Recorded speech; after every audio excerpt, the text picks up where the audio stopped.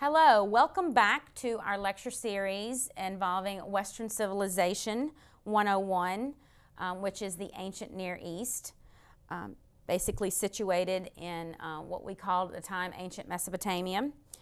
We're going to move, for this lecture, we'll move a little bit, I guess, from ancient Mesopotamia. It would be northwest, and our location will change a bit to a place that, if you look on a current map, is called Turkey, but it's also been called Anatolia. Also on some maps, historical maps, this region is called Asia Minor. But you know, it's present-day Turkey. Still in the same region, still in the Near East, but a little bit north of the Tigris and the Euphrates rivers, a little bit north and to the west. And Dr. Robinson will enlighten us about the group of people who lived here. They're called the Hittites. The Hittites were Indo-European, which means their language was related to Greek and Latin and stuff. Semitic language groups related to Arabic, Hebrew. So it's basically kind of how their language falls in relation to other languages. So they were Indo-European in nature. Dr. Robinson will discuss the geography. I mean, where they lived, what it looked like, what did they grow, what did they eat. We'll also discuss their neighbors, people like the Phoenicians. Phoenicians exist in modern-day Lebanon, right there on the coast of the Mediterranean Sea. So there will be other groups discussed as well in this lecture. Now, as far as the Hittites are concerned, Dr. Robinson will inform us about their innovations, their technology. They used a chariot. Were they fighters? Which they are actually fighters. They will dominate this region at one time, the Hittites. How was their social structure? They have a king? Did they have a monarch? Did he have absolute power? What kind of, I guess, government system did the Hittites have as well? Let's see. Also, Dr. Robinson will discuss, briefly mention again the Amorites, the old Babylonians in this lecture. The Canaanites, another group that he will discuss, living also along the coast of the Mediterranean, where Israel and Lebanon are today, which is very fascinating. I'm sure most of you have probably heard of the Canaanites before. I find the Phoenicians extremely fascinating. Just their history. They were in a great spot right there on the coast of the Mediterranean in present-day Lebanon. But the Phoenicians are responsible for our modern alphabet. They were responsible for, they used a shellfish from the Mediterranean Sea that created this purple dye. And a lot of the royalty in Europe and elsewhere, if you see the purple robes, it was a sign of royalty, of monarchy. A lot of times people would dress according to their station in life, so you know exactly how they fell in the social ladder according to what they wore. But we have the Phoenicians that will do this purple dye. Phoenicians are also very important people because they colonize. They have ships, they sail. We have Phoenician colonies that will exist up into Roman times. A place called Carthage, which was in northern Africa, was a Phoenician colony. So the Phoenicians went all around the Mediterranean. They were trading, they were colonizing, they were great astronomers. You'll hear Dr. Robinson discuss their ships and how they managed to do this, sailing at night. They would even sail at night, which to us is no big deal. But you can imagine back in this time period, that could be very scary. He will go more in depth on the Phoenician alphabet, talk about their religion, which is a little bit different, I find, from the other religions that have been mentioned in this, this first unit. Because the Phoenicians, there seems to be evidence that they practiced sacrifices, including children. There was actually some archaeological discoveries that took place that seem to somewhat support this theory, and that their religion also included sexual acts, I guess you could say. So it definitely is a different religion than, say, you know, when you learned about the Sumerians and the old Babylonians with their god of Marduk. Definitely different there. Dr. Robinson also discusses the decline of Phoenicia and how eventually Alexander the Great comes in. Discuss more about Alexander in your second unit on Greece. And eventually the Romans will come in and dominate this area as well. So that's just a few of the people that will be discussed in our 7th lecture for this series for Western Civilization 101.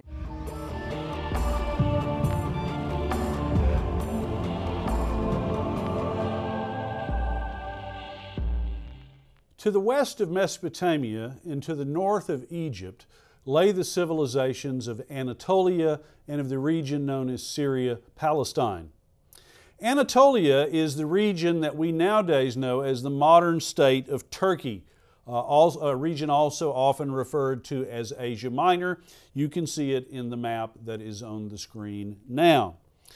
Anatolia is a peninsula sticking out of Asia into the Mediterranean Sea, and it forms a land bridge between Europe and the remainder of Asia, linking those two continents. The climate and the landscape of Anatolia varies very substantially, and that has a considerable bearing upon its history. In the west, it borders on the Aegean Sea, and like Aegean climates generally, the climate there is mild, and one of the main things that is produced there is olive oil that comes from olive trees and wine that comes from the vineyards that grow there. In the south, it borders on the Mediterranean Sea and again has a very mild Mediterranean climate, one of the main products of the southern coast being citrus fruit. In the north, it borders on the Black Sea, which is a somewhat more harsh climate, and more about that in a second. Key to understanding what goes on the coast of the Black Sea is that much of Anatolia consists of a large central plateau. In that very large plateau, there is very little rain, there are no navigable rivers to speak of, and there are small saltwater seas. However, the ground is fertile enough to allow for some growing of grain in that region and also a great deal of herding of animals. So if you take Anatolia as a whole, it has not only a varied climate, but also various kinds of products that it produces, ranging from oil and wine and fruit to grain and animals. In the north, the whole peninsula is bordered by the Pontic Mountains, and in the south, to some extent, by the Taurus Mountains. And one of the things that is produced in both mountain ranges is a good deal of metal, particularly iron, which is to be very important in the history of that region, as well as copper and silver. Now, if we look to the south of Anatolia, we find Syria and Palestine, or what nowadays forms the modern states of Syria, Lebanon, Jordan, and Israel. In the ancient world, this was home to numerous Semitic peoples, many of whose descendants still live in the region. It had a long harbor or a long coastline on the Mediterranean Sea that led to the creation of numerous harbors there, which encouraged trade with the region. and made it an intermediary between Mediterranean states and those further to the east like Mesopotamia and the south like Egypt. The northern boundary of this region was formed by the Taurus Mountains, which I just mentioned, and the Euphrates River. The eastern boundary was formed by the Syrian desert. The southern boundary was formed by the Sinai Peninsula. And as a whole, this region is fairly mountainous and not terribly hospitable. It tends to be more habitable in the west, where there is a good deal of rain. In the east, particularly east of the Lebanon mountains, it tends to be very arid and not good for much in the way of production. One of the important features of this region is its rivers. In the south, the River Jordan, which links the Sea of Galilee and the Dead Sea, and in the north, the city of Orontes, which connects Damascus to the Mediterranean. Now, in the period that we've been talking about, the 3rd and 2nd millennium BCE, both Anatolia and Syria-Palestine found themselves the subject of a great deal of inward migration. Not necessarily invasion in a military sense in every case, although that was sometimes true, but of people simply migrating into the region and filling up empty land. And one of the things that is significant about the people moving into this region is that they represent a new linguistic group. They are part of a group that is enormously influential today, a group known as the Indo-Europeans. In fact, if you look at modern Europe today, with only a handful of exceptions, almost every modern language is an Indo-European language that can trace its origins back to this period. That's also true, for example, of some languages in the Near East. For example, the modern language spoken in Iran is also an Indo-European language. And these Indo-European peoples, as they move into the region, become major competitors with the Semitic people who are already there and a major force in the history of the 2nd and 1st millenniums BCE. The first group that I want to tell you about is a group known as the Hurrians. The Hurrians, like so many of the people of the ancient world, are people that we would like to know more about than we actually do. We know just enough to know that they were important, but not enough to satisfy our curiosity. If you look at the map, you will see that the Hurrians occupied the area shown in pink that is to the north of Mesopotamia. Curiously, they were not a Semitic people or an Indo-European people, much like the Sumerians, and their linguistic origins remain something of a mystery. Initially, they formed several fairly small kingdoms in the region that you saw on the map, and one of the things that's important about them is that because of their location between Mesopotamia and cultures further to the west, they become important transmitters of culture. That is, culture travels back and forth through the Hurrian territory, just as trade travels back and forth through the Hurrian territory. They also had a lot of influence over a people further to the west that we'll be having a lot to say about in just a minute, the Hittites. The Hittites drew a lot of their mythology from the Hurrians, including two of their major gods. The Hurrians had a weather god called Teshub and a mother goddess called Hebat, who both have a good deal of influence over the religion of the Hittites. Around 1550, the Hurrian kingdoms were united into a larger single kingdom that is usually called the Kingdom of Mitanni.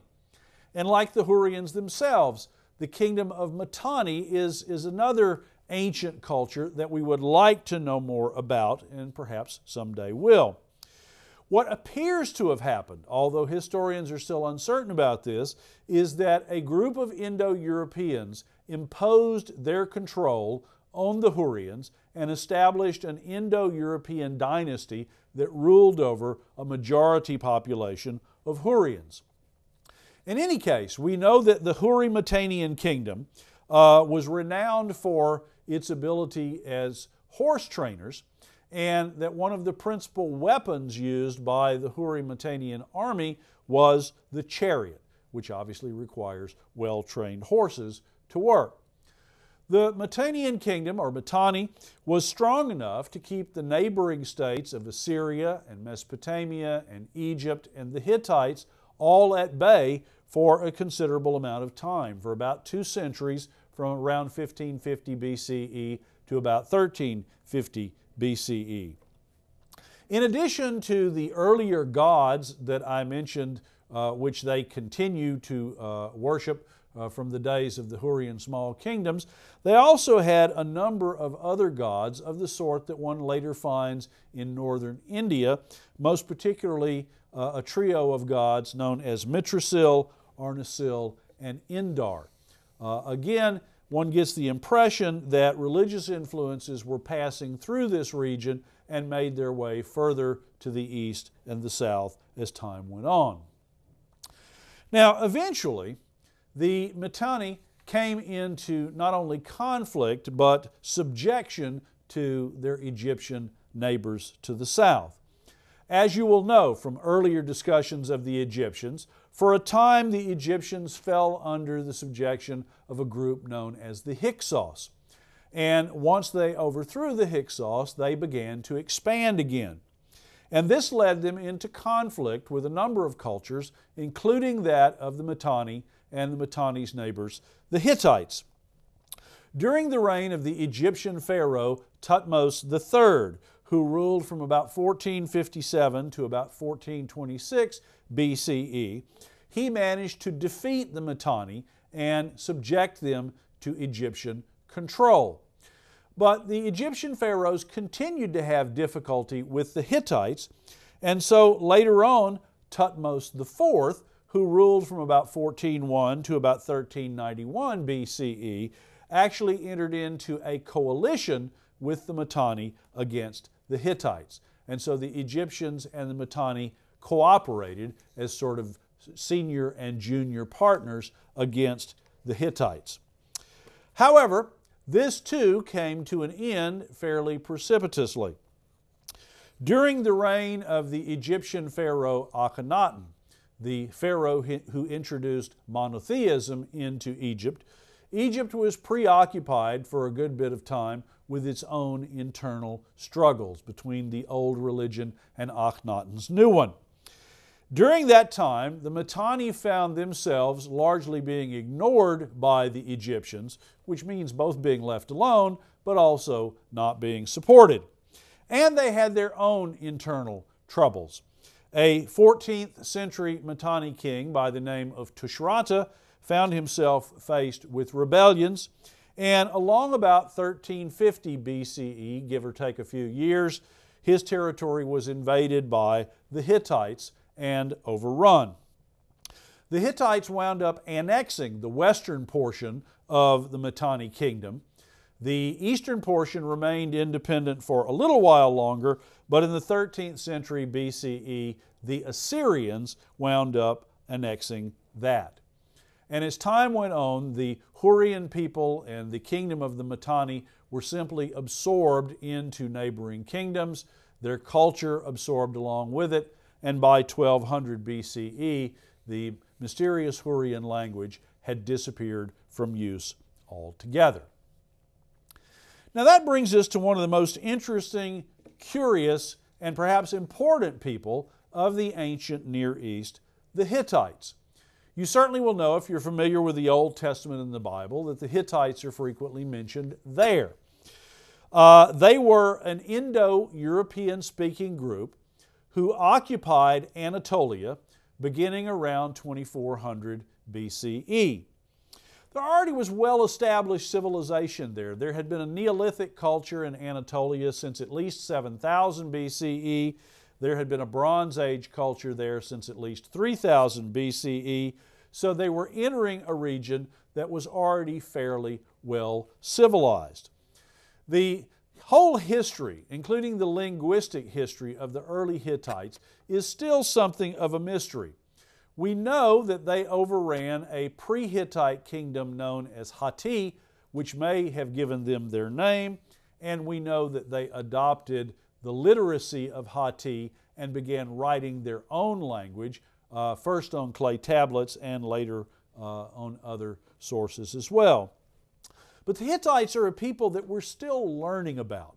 Archaeology has been going on in a big way in Anatolia or Turkey for the last couple of hundred years, but it has not yet reached the stage that we have, say, with the Egyptians or even with Mesopotamia. There is a great deal that's still to be uncovered, a great deal still to be learned, and an awful lot of tablets yet to be translated and read.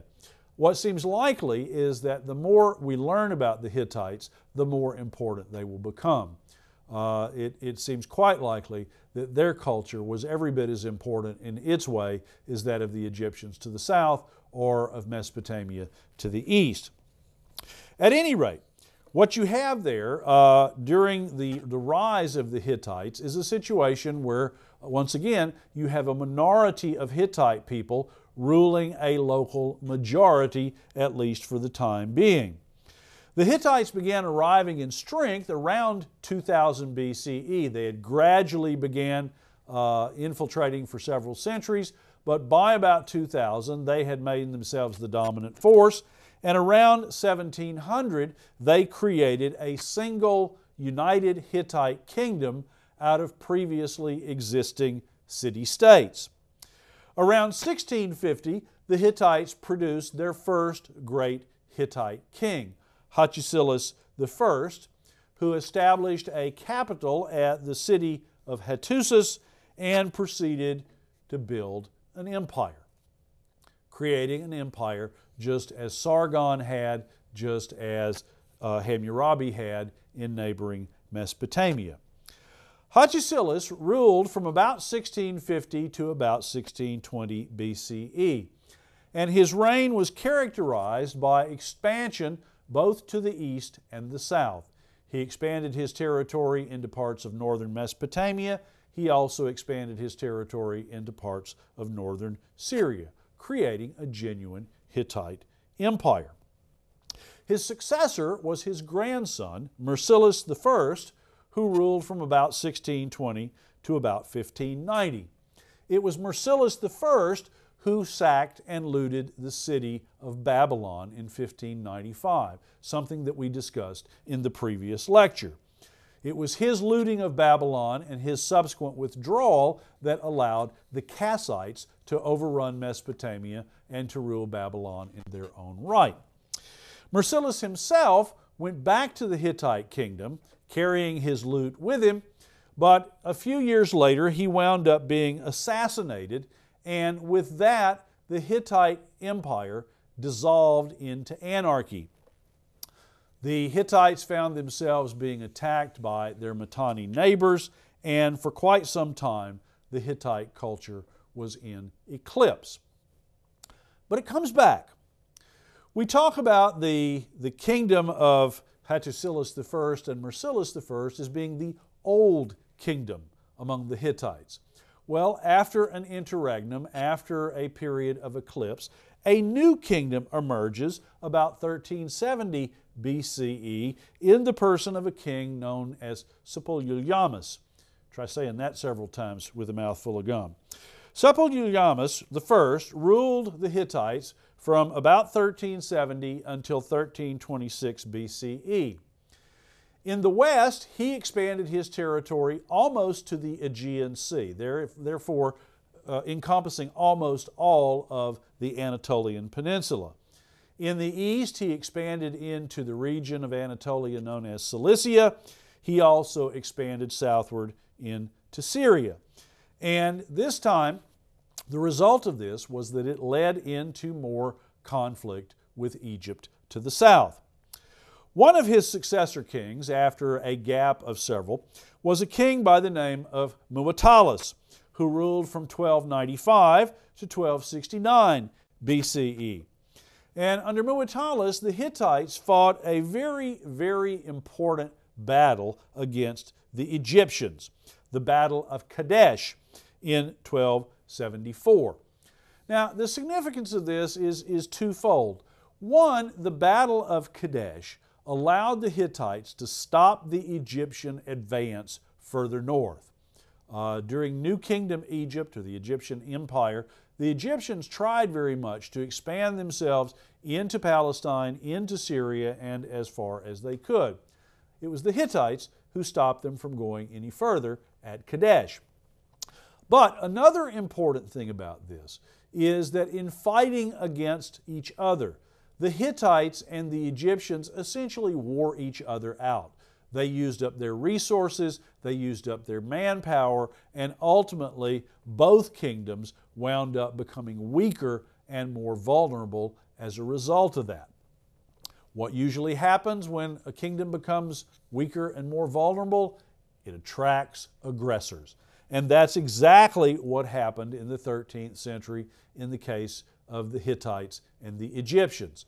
They found themselves being attacked by the Assyrians from the northeast. And in 1258, the Hittites, under the rule of Hattusilus III, actually entered into an alliance with Egypt for a time that was designed to keep the Assyrians at bay. And for a while, it succeeded. The Assyrians of the 13th century were certainly very aggressive, but they were not as fearsome or as effective as the Assyrians that we'll talk about later, who come in succeeding centuries. What ironically undid the Hittite kingdom and actually threatened the Egyptians considerably was not the Assyrians so much as the arrival of a new group of people who came in from the Mediterranean Sea. A group of people who are referred to as the Sea People, and who are the subject of an article in the Reader that you are using for this course. Now, by the time that the Sea People showed up at the beginning of the 12th century BCE, the Hittites were already under threat from the Assyrians to the northeast, as I've said. The Assyrians at this point had reached the Euphrates River and were posing the threat to come across that river and acquire even more Hittite territory. But what happened, in fact, is in the late 13th and 12th century BCE, the Sea People show up. They were a very aggressive, very skillful maritime people who began raiding along the long coast of Syria and Palestine, invading the harbors there, harassing the coasts of Anatolia and Syria, Palestine, and doing an enormous amount of damage. Where exactly they came from is still a matter of hot debate, as you will see when you read the article about them in the Reader. But wherever they came from, they decimated Hittite trade, leaving the Hittites economically weak, and an economically weak Hittite kingdom became even more vulnerable to invasion and ultimately to being overthrown by their neighbors who surrounded them. The Sea People, therefore, have a fairly short interlude in the history of the Near East, but one that is extremely important because it represents a major turning point in the society of the Hittites and in that of some of their neighbors. Now, let's talk a little bit about Hittite culture. Hittite society was to a very large extent borrowed from other people. The Hittites are located, if you look at Anatolia's location, between the Greeks to the west, the Mesopotamian cultures to the east, and the Egyptians to the south, and they borrowed from all of them. They assimilated elements from all of the cultures, and like the Hurrians, they served as intermediaries, as transmitters of culture who passed culture back and forth with trade and with conquest. Unlike the Mesopotamians under Hammurabi, they had a very humane law code, more like that of earlier Mesopotamia. Many of the people in Anatolia lived in agricultural villages which supported a handful of large fortified cities. Hittite society was, like most ancient societies, patriarchal, and beneath the king there was a small group of aristocrats, a much larger group of commoners, and a smaller group of slaves. Hittite men, as you will see in the illustrations shown here today, tended to have the long hair common in the ancient world, but to be clean-shaven, unlike their Mesopotamian neighbors. And they too, like many people in the ancient Near East, wore a kilt-like garment. Hittite kingship was absolute. That is, Hittite kings were all powerful. They combined in their person many, many different roles. The Hittite king was a ruler, obviously. He was also the chief general who led the Hittites into battle. He was the chief judge, and he was the chief priest. So he essentially headed up every important aspect of Hittite civilization. Hittite kings were not monogamous. That is, they did not have a single woman with whom they enjoyed a sexual relationship. They, in fact, kept harems. But, interestingly enough, in spite of the fact that the Hittite kings kept a harem, they had only one true consort, only one queen by whom an heir could be born. Therefore, a Hittite king might produce all sorts of children with his concubines, but only a child produced by his queen could be heir to the throne. The king maintained his power and exercised his government by giving land to the aristocracy of the Hittite people in exchange for their loyalty to him and their service to him. This is a little bit like the feudal relationship of early Europe, in which land is exchanged for military service and a promise of fealty or loyalty. The Hittite king, besides his many other functions, was also believed to be the viceroy or assistant of the weather god of Hatti, a weather god that, as I mentioned earlier, bore a great resemblance to the weather god of the Hurrians. And in fact, when the Hittite king died, he was deified. He was recognized as being a new minor god himself. Unlike some of the other cultures of the ancient Near East, though, the Hittite ruler was never regarded as a god during his own lifetime. Only after he died was he deified. Now, the Hittite region of Anatolia was rich in metals, and the Hittites became quite skilled at making things out of gold, silver, copper, and iron. And one of the great contributions of the Hittites to ancient civilization is that they really inaugurate the Iron Age. They are the first people to develop a skill in smelting iron ore to produce iron that is pure enough to make things with, to make into weapons, to make into implements, to use in gates, in fences, in decoration, and all sorts of other things. And pretty soon, as is often the case with cultural dissemination, once the Hittites learned to do this, others learned to do it as well. Initially, the Hittites produced iron goods, which they sold elsewhere, but soon the skill of making iron itself was passed on to others. One of the things that being able to make iron weapons did, of course, was to give an advantage, for a while at least, to the Hittite military. Other things that were characteristic of the Hittite military is that the big cities in the Hittite culture tended to be very heavily fortified. Like many of their neighbors in the Near East, the Hittites used chariots, although one of the things that was characteristic of them is that they used a three-man chariot rather than a two-man or one-man chariot. That is, what they did was to have a driver in the chariot, but also two individuals who wielded weapons, both javelins and swords or perhaps battle axes.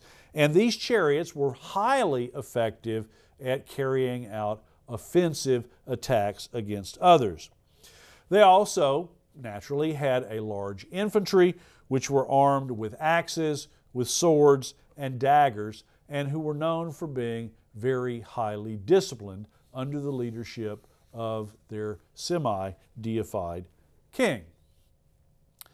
Now, what of Hittite religion itself? Well, like Hittite culture in general, Hittite religion tended to be synthetic. That is, it tended to incorporate elements of surrounding religions, whether from the Greeks or the Mesopotamians or the Egyptians.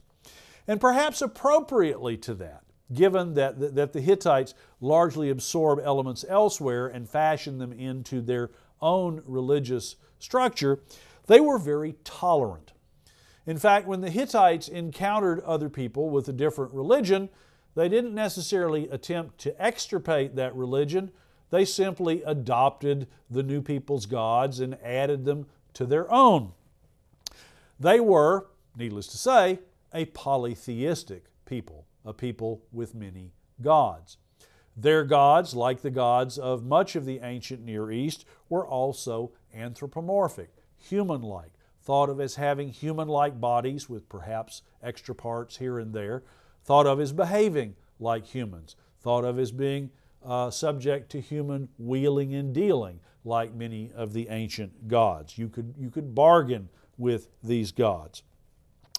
The most important of their gods, like those of the Hurrians before them, were the sun goddess, who was known in Hittite religion as Ariana, and the weather god of Hatti. So you have the sun goddess Ariana and the weather god of Hatti. The weather god of Hatti shows a measure of Greek influence. In fact, he's a lot like Zeus.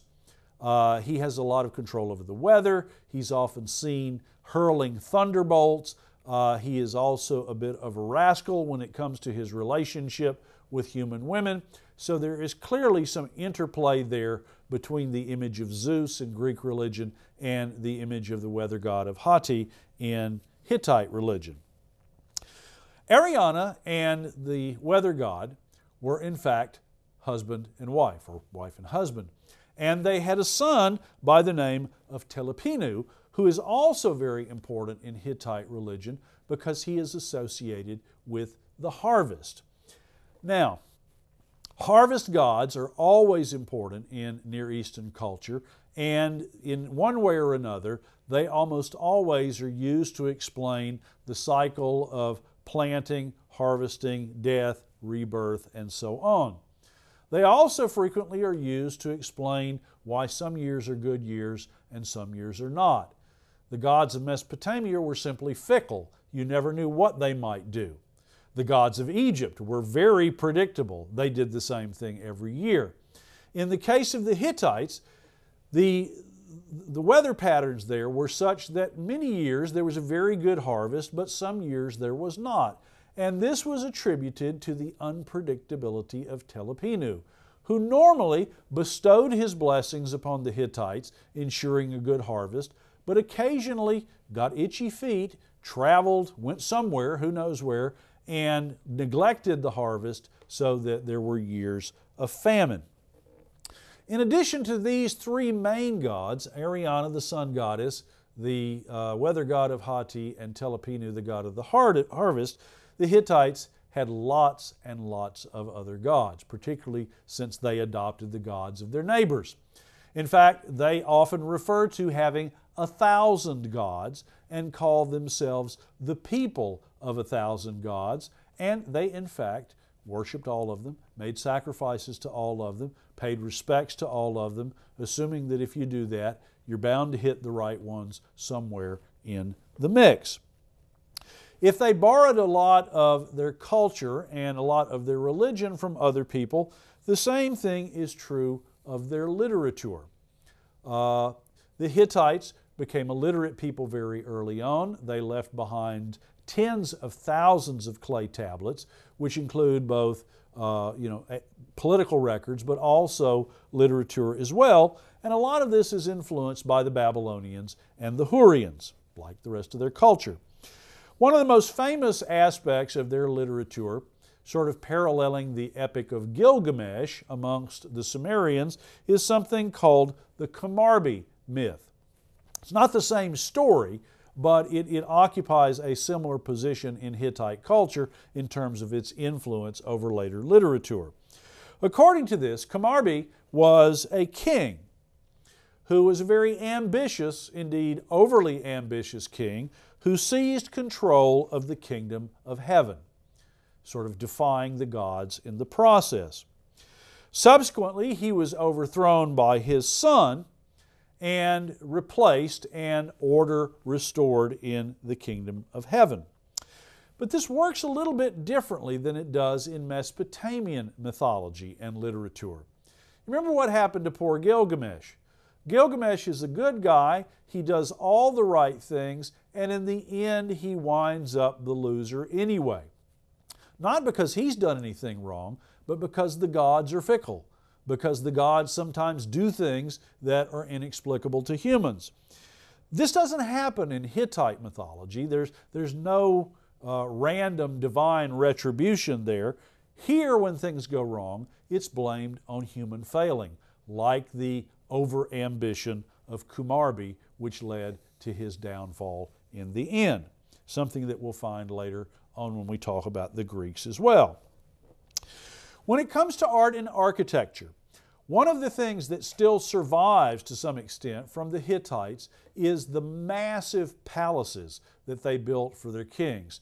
They don't survive as a whole, but the ruins are enough to tell us that they were truly massive indeed, truly impressive feats of architecture, even if not necessarily as impressive as those that we find in Egypt.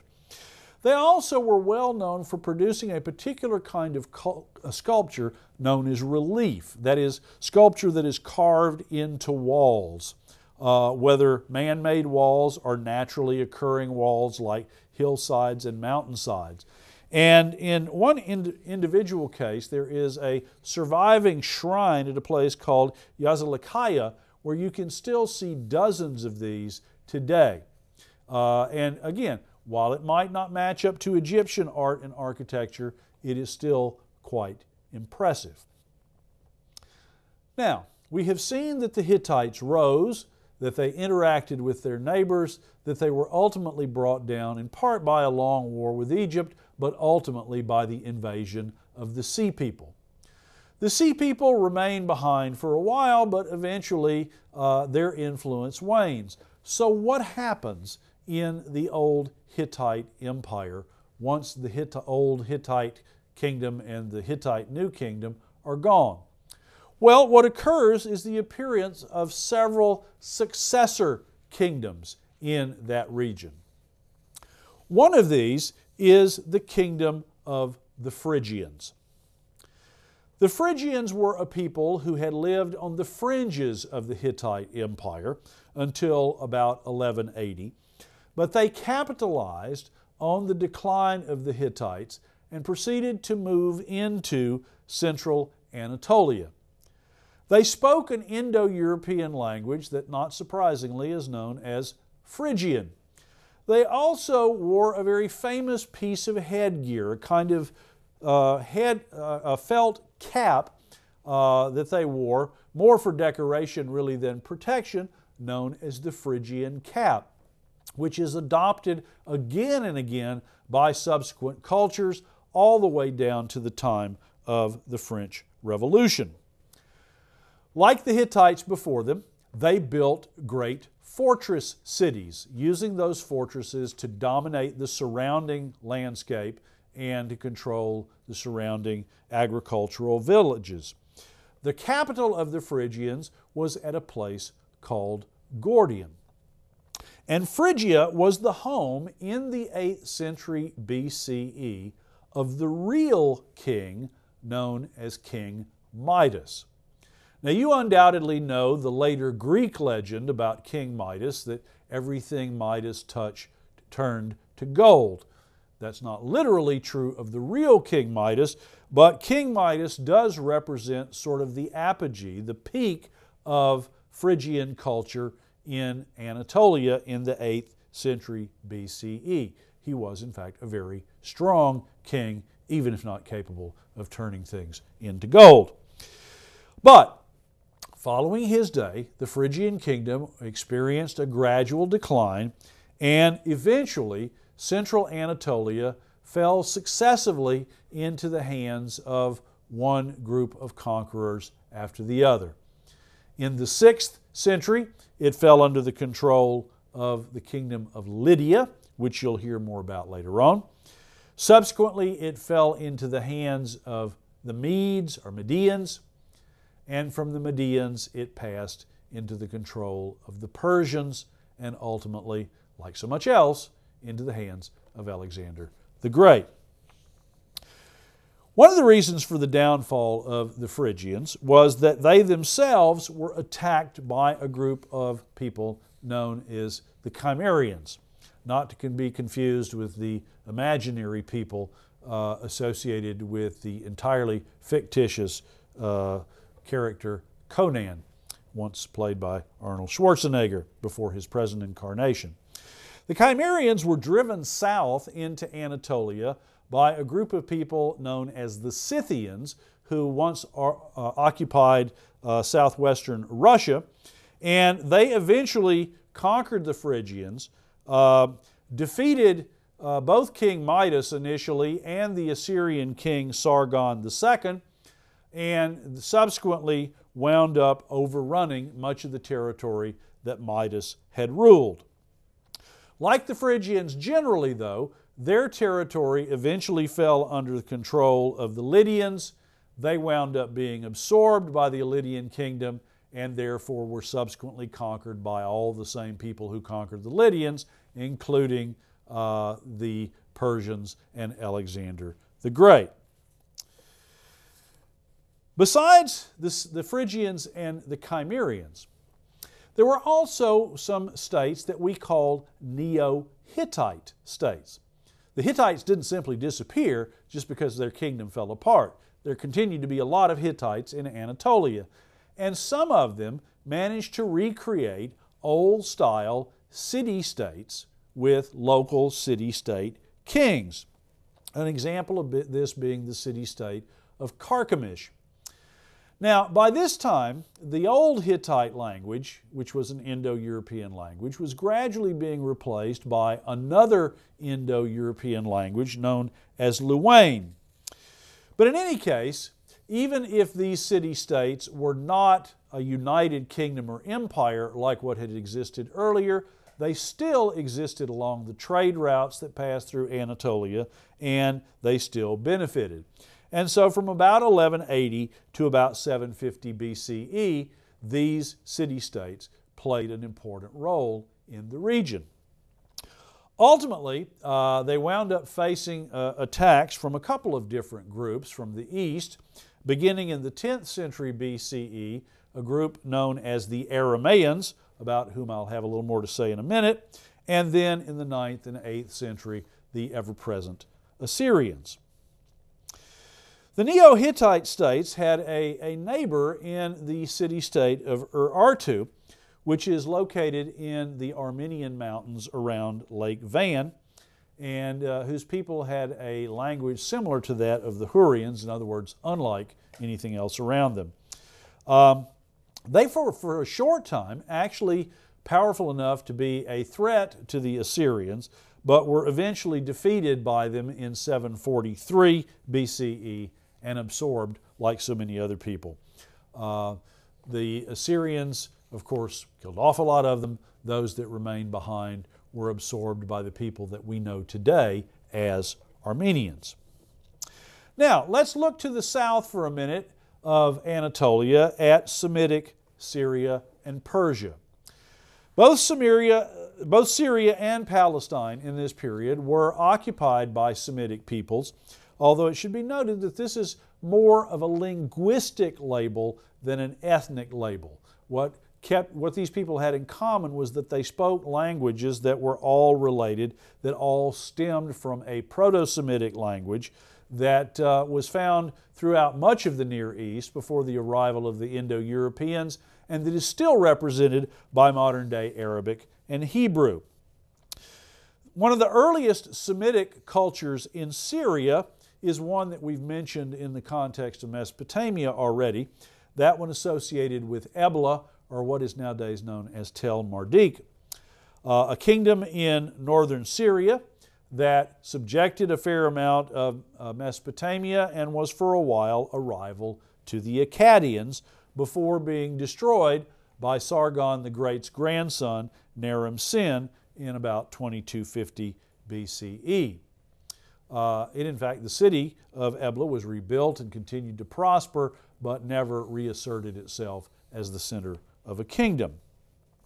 Another Semitic people, one we've talked about already, were the Amorites, semi-nomadic.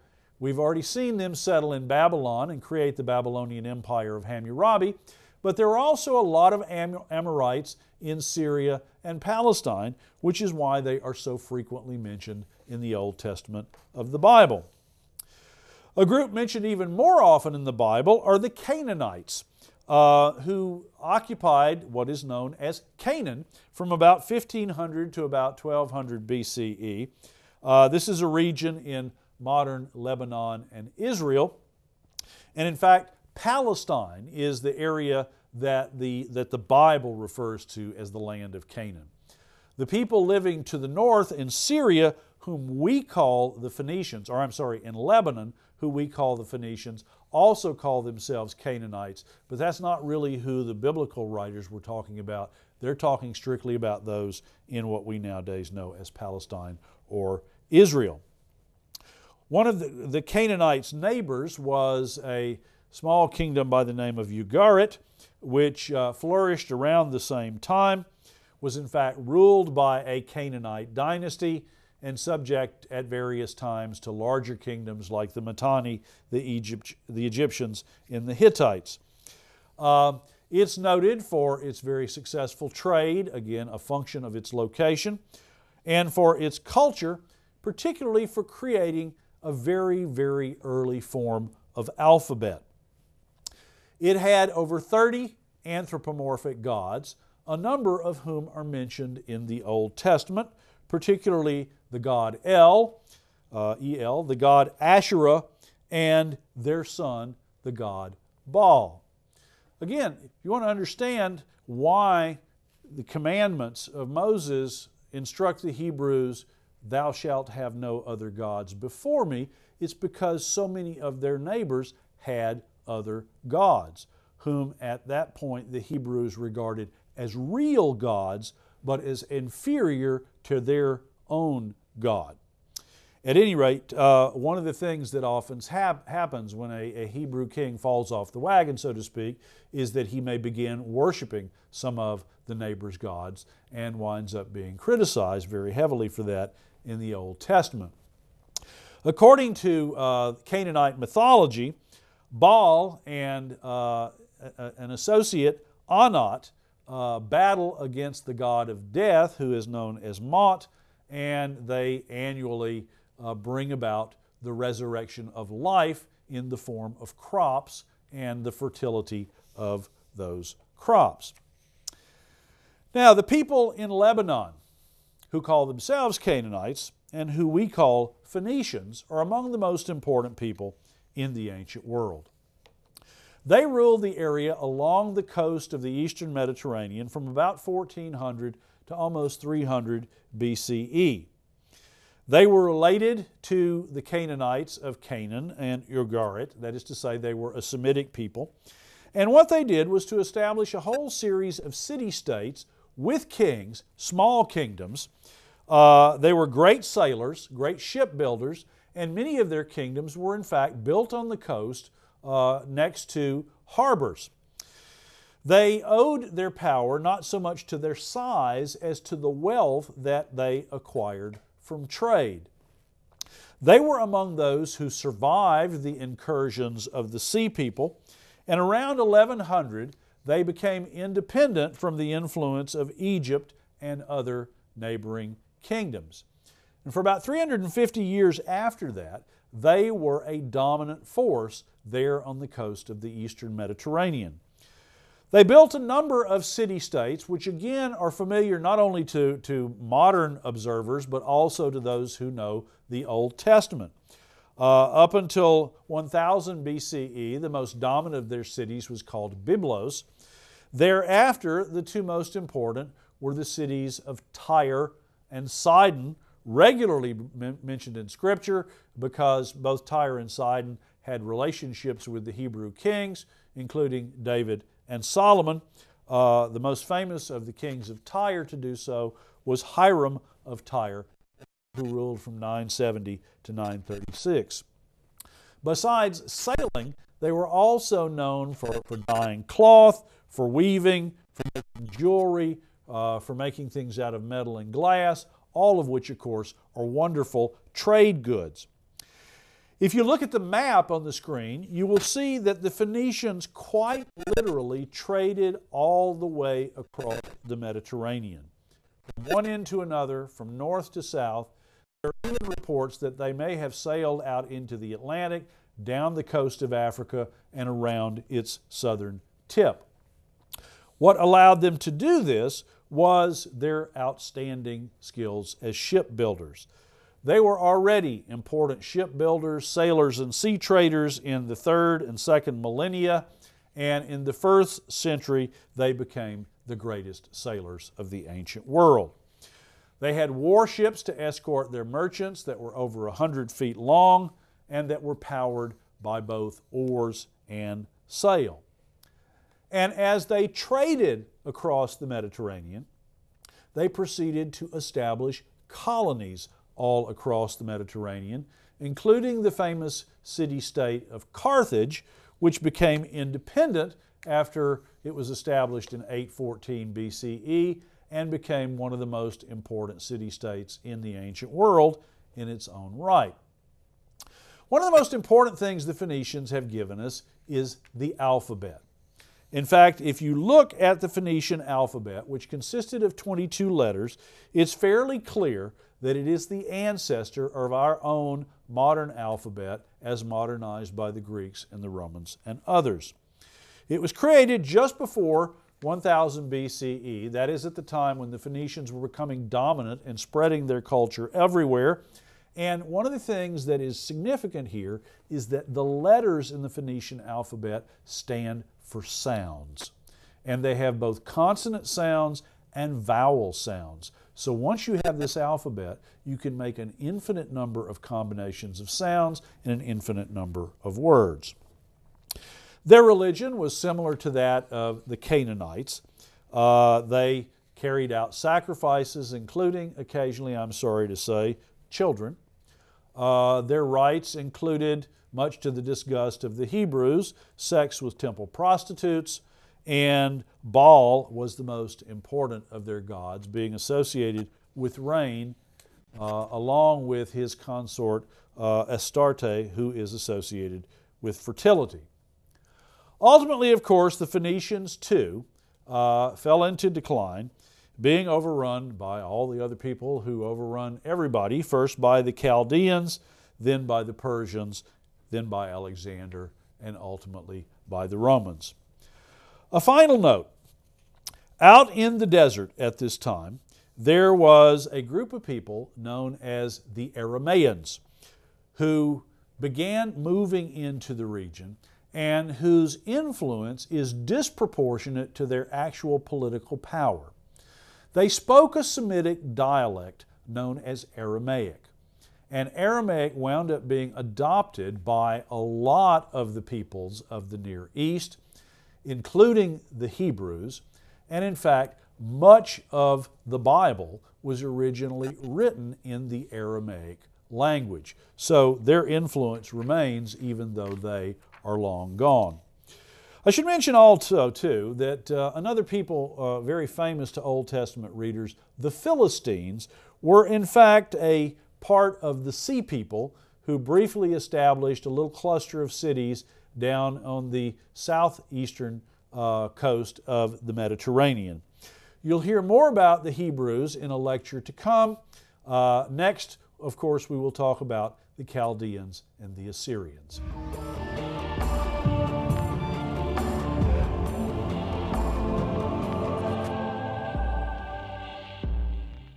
When we come back for our next lecture in this series for Western Civilization 101, we will hear about the Chaldeans, another group of people who will live, known as the New Babylonians, who will live in ancient Mesopotamia. And we will discuss other groups of people that will dominate this region. Until next time.